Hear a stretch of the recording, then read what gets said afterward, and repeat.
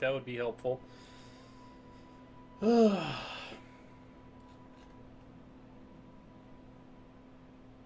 this front's pretty static here, which is what I'd really expect to see. Germany's landed some troops in Indochina. Oh, and Japan's making gains in Malaysia, so... And in the islands here. U.S. still has not entered the war, from what I can tell. They have sent volunteers. Okay, we've got free civilian factories. Which we will, of course, use to build more civilian factories.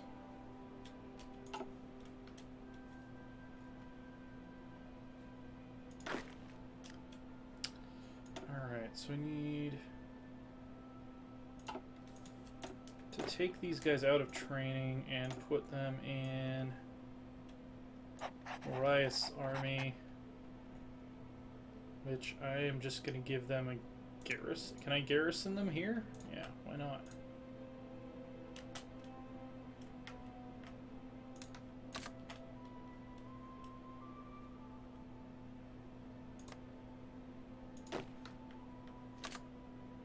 Control click. Alright, they won't do it. For now, anyway. I guess because we're not in the same faction. Questions the motives of Argentina. Yeah. How much longer? 13th of June. So we are mere days away.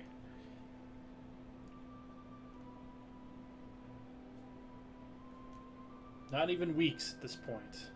Well, 2 weeks. Barely 2 weeks. Do we have any key technologies available? Nope, we're going to war with what we have.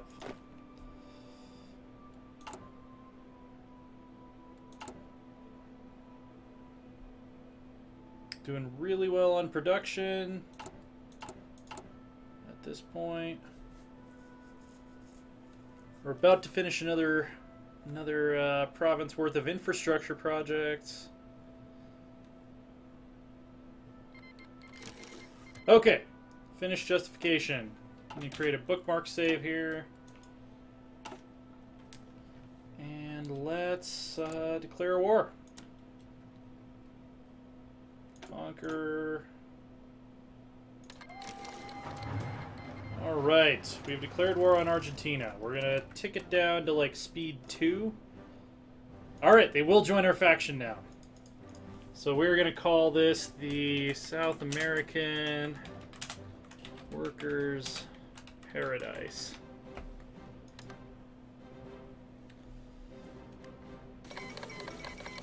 The dawn of the South American Workers' Paradise. Despite the recent Soviet focus on communism in one country, the internationalist roots of the movement transcend borders. This solidarity with workers around the world is a key element in Luis Carlos Preste's speech today when the South American Workers' Paradise was announced. Going beyond a political international, this is an alliance that binds the countries militarily, with both regimes promising to aid each other against outside threats. Where it will act as a sword or a shield for the communist revolution remains to be seen. Together, we will never be defeated. Alright, so this dude should be able to set up a front here now. And I'm going to make it a 2-province front. And you guys go on the attack.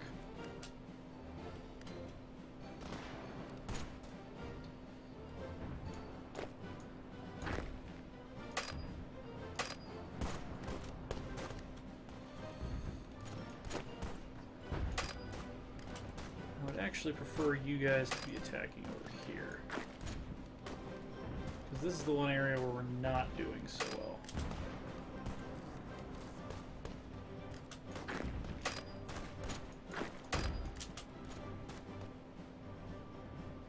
And we're going to easily collapse this short little line here.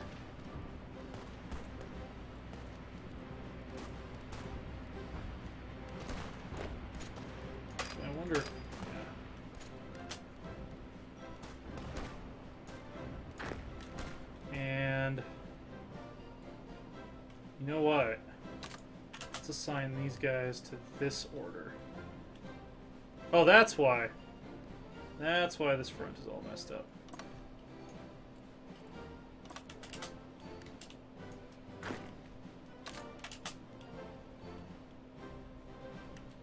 And I'm going to give them a separate attack order.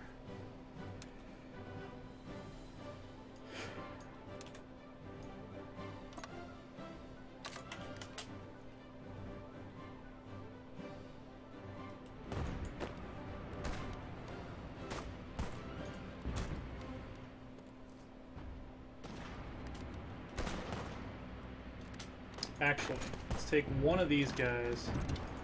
No, never mind. I had kind of a tricky idea there of how I was going to micro this, but I think it's actually going to be better to do this a slightly simpler way. Or you know what? Maybe I should just make this a big unified front. All right. 16 or 17, 18, 19, 20, 21, 22, 23, 24. Yeah, go back with your original commander. And I'm just gonna modify this order.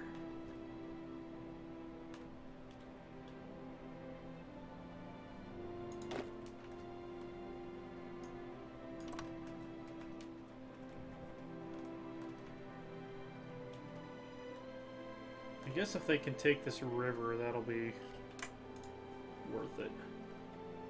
I don't know if I can do it with 2 divisions, but they don't seem to have anyone defending here, so I'll just go ahead and execute that.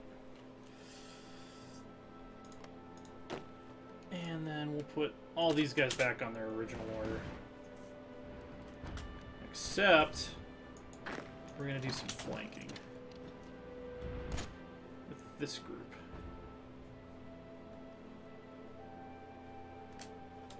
Looks like we're winning quite handily so far.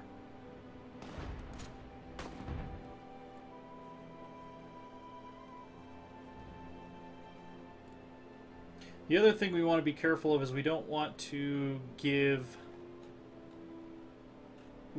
Paraguay too much war score here. We really want to, especially these northern resources, we want to make sure that those go to us and not to them. So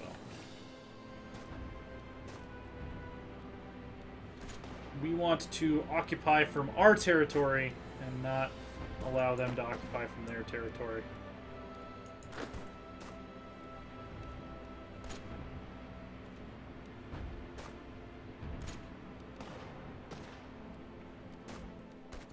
Go ahead and tick up to speed 3. I don't think we're in dire need of uber micro right now, so I'll just in the interest of speed.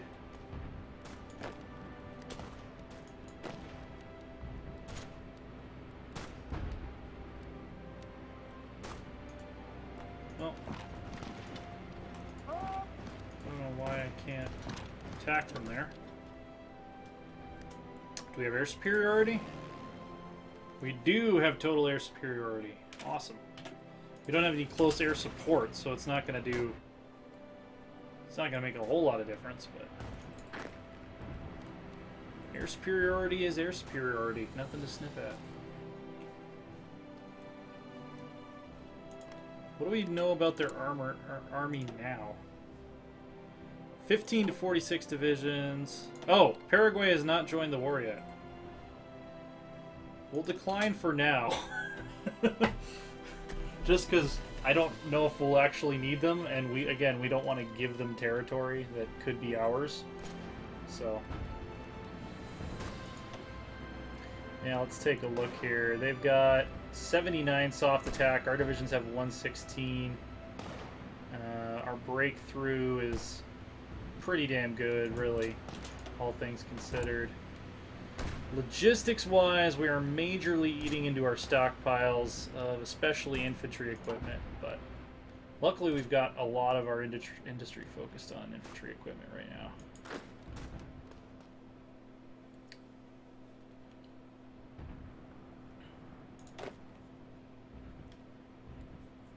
soon as these divisions get trained, I can attach them to this order.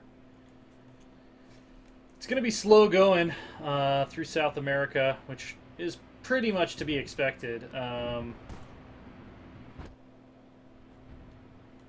It's a lot of forests, a lot of jungles. I'm trying to decide what's going to be the best way to collapse them. I really need these guys from the training division. They're going to make the difference, because once I get this northern push sorted out, currently we're in a really great strategic position because they can't attack into Paraguay because Paraguay is not technically part of the war right now. I don't know why we're not pursuing them here.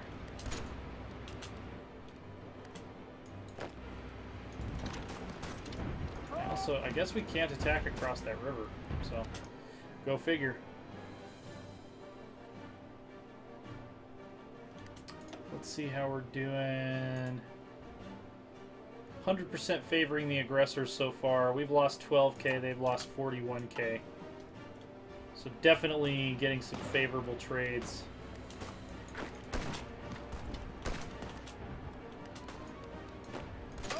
Just overwhelm them.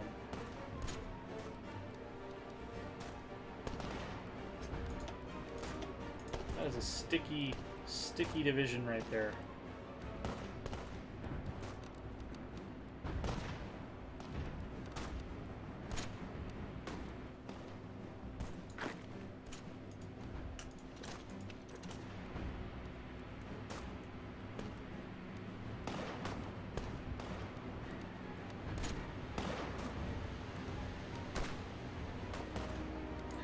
They built their divisions a little bit larger than ours, so that's part of, I think, why they're a little stickier. I think they have more hit points. It just tells us a percentage. It doesn't actually tell us how many they have. I'm not sure why we're attacking across the river here. We're winning, but that would not have been something I would have thought is relevant to the objective at hand. They're trying to attack us across the river, which is something we definitely want.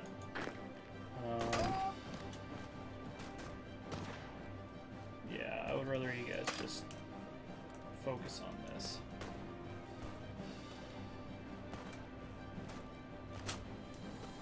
Oh, and of course we have a research slot open. Next level of computers is still ahead of time. Don't need nuclear reactors. Do we have any infantry-related stuff we could grab up?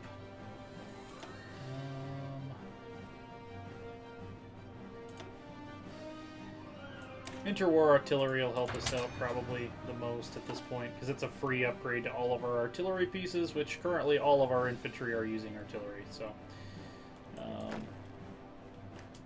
these guys trained yet? Almost. Almost. I don't know if these guys are just waiting to execute the order or what. Is this really just impassable river? I didn't actually know that that was a thing in Hearts of Iron. Like, can we literally not attack across here? I guess not. I guess there are actually just impassable rivers. So in that case,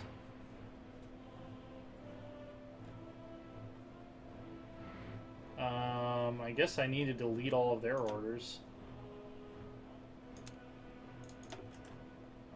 And send them... So I'll use the main body of my troops to go for Buenos Aires, and then these guys will be like the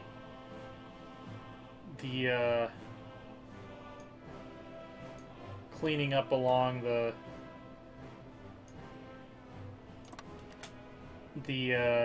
outskirts army. Okay. So they're in position. I want them to take this area basically, with a center of gravity for the attack being right here.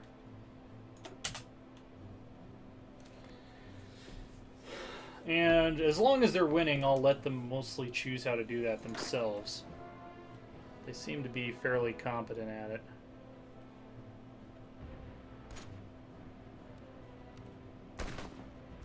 Taking Rosario will definitely help us.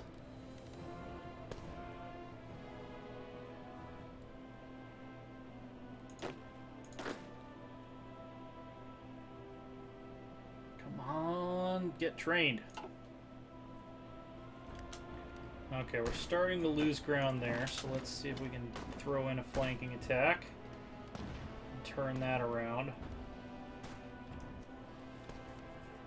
Cool. We've exhausted one of their divisions. They're losing org very quickly.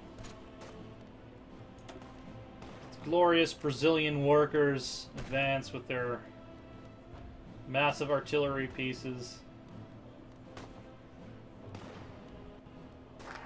Partying like it's 1916.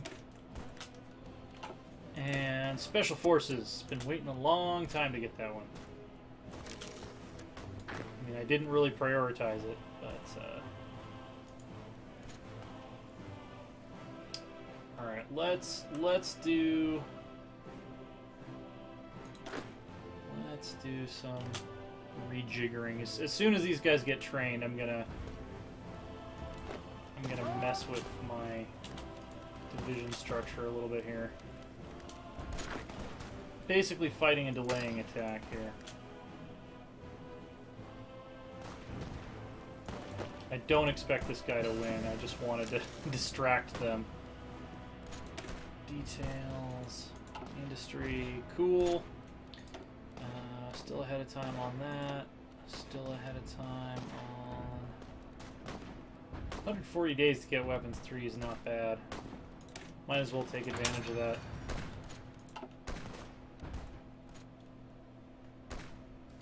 Oh wow, are we actually about to take the city? That's a lot faster than I thought.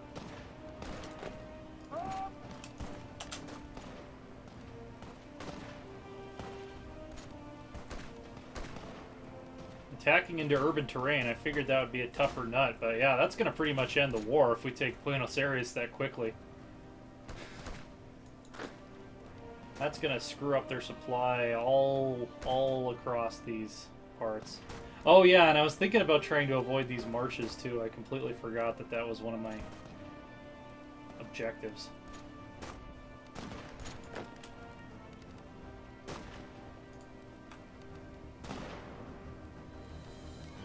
Well, we took Buenos Aires, so think that's almost game right there.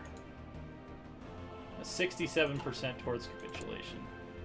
I'll have to keep fighting him a little bit longer. Apparently, I have not been paying attention to my production lines because if I have that many military factories free, it means I haven't been building civilian factories.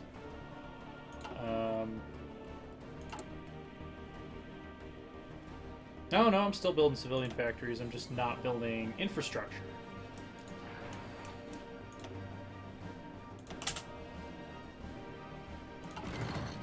Okay. Well, at this point, it's mostly about holding Buenos Aires.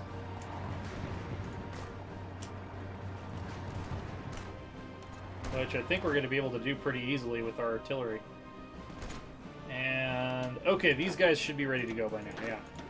I was waiting on that. So I'm going to assign this front. I'm going to shrink it a little bit.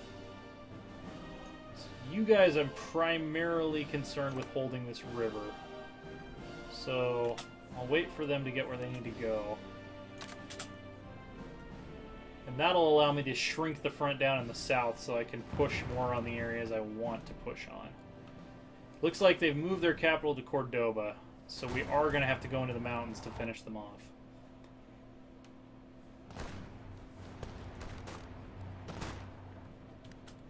take a look at the stats here. They've lost 74k, we've lost 34. So it's not like a runaway blitzkrieg type situation where we're just getting envelopments all over the place and sending them heading for the hills, but we are winning pretty decisively. And I think that ratio will only continue to grow in our favor as we continue to adopt good defensive positions, because the initial shock phase has kind of played itself out, and a lot of what we're going to be doing now is fighting from positions of strength, which we weren't necessarily able to do before that. Did we lose a naval battle? Apparently the Argentine Navy is significantly larger than ours. That's kind of a bummer.